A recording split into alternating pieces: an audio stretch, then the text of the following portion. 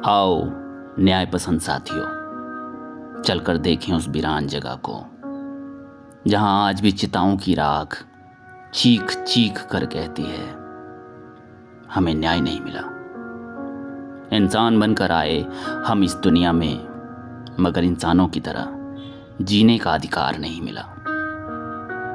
आओ मेरे न्याय पसंद साथियों, मेरे दोस्तों, चलकर देखें उस गांव में जिसके खेतों की मिट्टी हमें बताती है कि अब यहां अनाज नहीं, भूख और लाशें उगा करती हैं।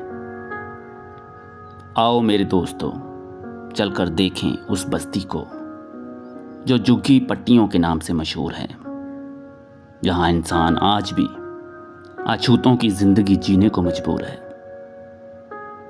आओ चलकर देखें उस फुटपाथ को जब हम अपने घरों में चादर तान कर सोते हैं, तब उस फुटपाथ पर कुछ गरीब भाई बेमौसम सिकुड़ते हुए अपनी जिंदगी पर रोते हैं।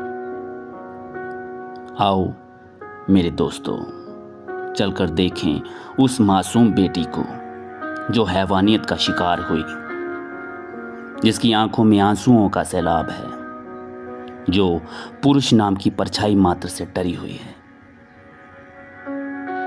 आओ मेरे साथियों, चलकर देखें उन मासूम बच्चों को जो सड़कों पर भीख मांगते नजर आते हैं। वे चॉकलेट और बिस्कुट नहीं खाते, 2 वक्त की रोटी को तरसते हैं और जिंदगी की दौड़ में पिछड़ जाते हैं।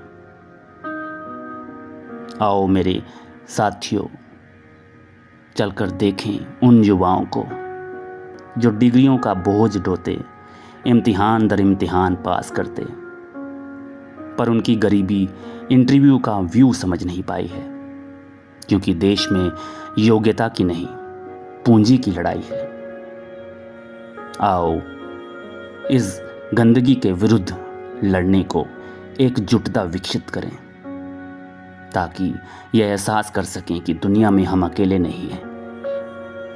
आओ मेरे दोस्तों, चलकर देखें उस संसद को जहां नेताओं ने स्वार्थ के सिवा किसी और बिंदु पर विचार ही नहीं किया, देश की जर्जर अवस्था को बदलने नहीं दिया।